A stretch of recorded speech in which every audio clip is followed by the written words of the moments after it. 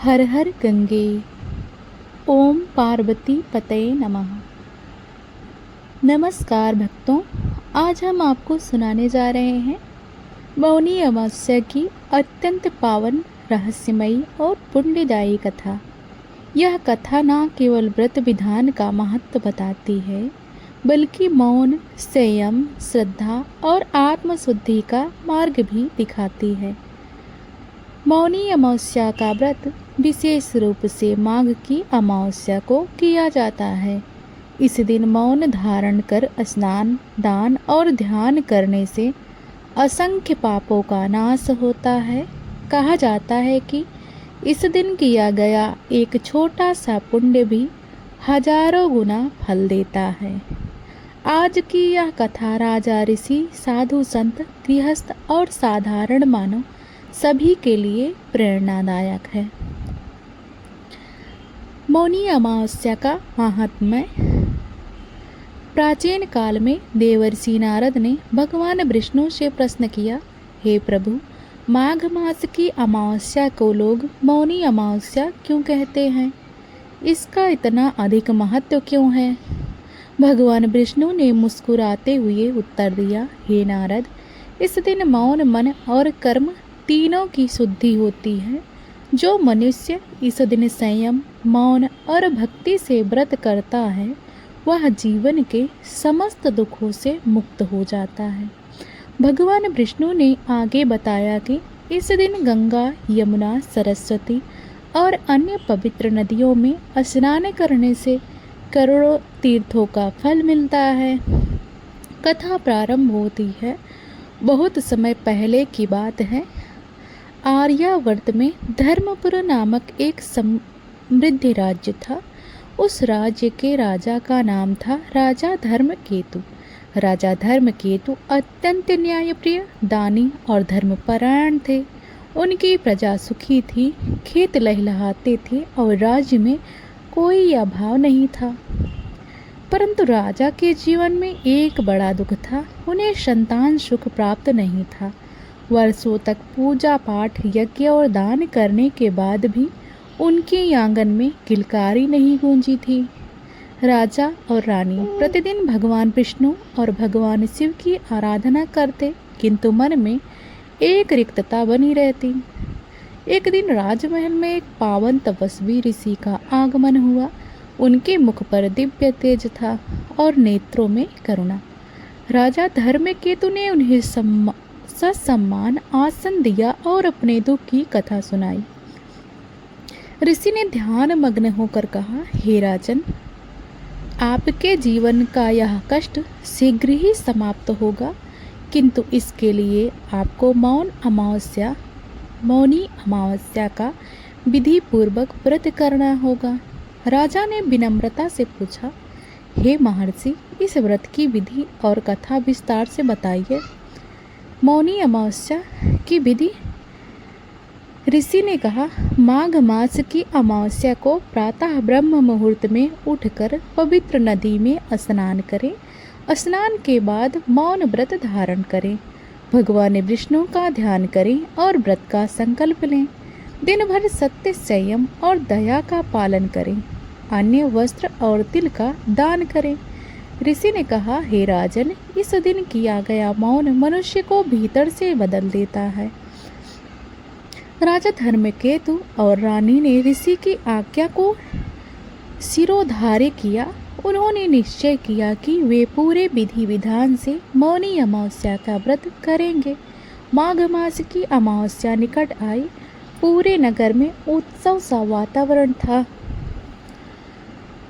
गंगा तट पर श्रद्धालुओं की भीड़ उमड़ पड़ी। राजा और रानी भी साधारण वस्त्र धारण कर गंगा तट पहुँचे। दोनों ने मौन धारण किया और पवित्र जल में स्नान किया। मौन धारण करते ही राजा को एक अद्भुत शांति का अनुभव हुआ। वर्षों से जो अशांत विचार उनके मन में थे, वे धीरे धीरे शांत होने लगे। रानी के हृदय में भी एक नई आशा का संचार हुआ। दिन भर दोनों ने किसी से बात नहीं की, केवल भगवान विष्णु का स्मरण करते रहे। उसी दिन एक वृद्ध साधु राजमहल के द्वार पर आए। वे भूखे और थके हुए थे। सेवकों ने राजा की ओर देखा, किंतु राजा मौन व्रत में थे। राजा ने इशारे से साधु को भीतर बुलाया और अपने हाथों से भोजन परोसा। साधु प्रसन्न होकर बोले, हे राजन, तुमने बिना बोले जो दया दिखाई है वही सच्चा धर्म है। इतना कहकर साधु अंतर्ध्यान हो गए। रात्रि में राजा ने स्वप्न देखा। स्वप्न में भगवान विष्णु स्वयं प्रकट हुए और बोले, हे धर्मकेतु, तुम्हारा व्रत पूर्ण हुआ। शीघ्र ही तुम्हारे जीवन में सुख और संतोष का आगमन होगा। राजा की आंखों से आनंद के आंसू बहने लगे। स्वप्न के बाद राजा धर्मकेतु का जीवन बदल चुका था। कुछ ही महीनों में रानी गर्भवती हुई। पूरे राज्य में आनंद की लहर दौड़ गई। राजा ने प्रजा के लिए अन्नदान, वस्त्रदान और गौदान कराया। सभी ने माना कि यह मौनी अमावस्या व्रत का ही प्रताप था। समय आने पर रानी ने एक तेजस्वी पुत्र को जन्म दिया। उसका नाम रखा गया। मौन व्रती बालक शांत, गंभीर और अल्पभाषी था। ऋषियों ने कहा, यह बालक पिछले जन्म का तपस्वी है और मौन इसका स्वभाव है। ऋषियों ने बताया कि मौनी अमावस्या का संबंध केवल जीवित मनुष्यों से नहीं, पितरों से भी है। इस दिन किया गया मौन स्नान और दान पितृलोक तक पहुंचता है। एक बार राजा मौन व्रती ने प्रश्न किया, हे महर्षियों, पितृ इस दिन कैसे तृप्त होते हैं? ऋषि बोले, जब मनुष्य मौन धारण करता है तब उनके भीतर की श्रद्धा शब्दों का रूप लेकर पितरों तक पहुंचती है। तिल और जल का दान उन्हें अमृत समान लगता है। जो व्यक्ति मौनी अमावस्या के दिन पितरों का स्मरण कर मौन रखता है, उनके जीवन से अनजाने दोष भी दूर हो जाते हैं। इसी कारण इस दिन पिंडदान और तर्पण का विशेष महत्व है।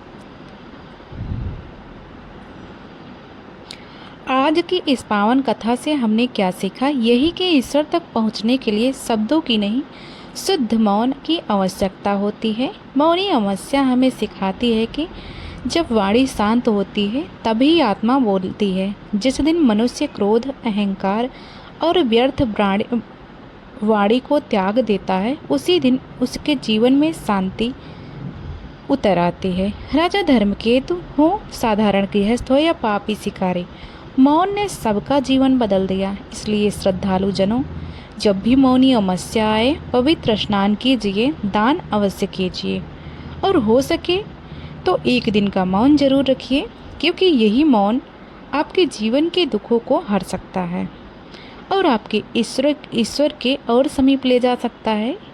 यदि आपको यह पावन कथा मन को छू गई हो तो कृपया इस वीडियो को लाइक कीजिए, अपने परिवार और मित्रों के साथ शेयर कीजिए और ऐसी ही सच्ची, शास्त्रीय और भक्तिपूर्ण कथाएं सुनने के लिए हमारे चैनल को सब्सक्राइब करना ना भूलें। भगवान विष्णु आप सभी पर कृपा बनाए रखें। जय विष्णु भगवान। हर हर गंगे।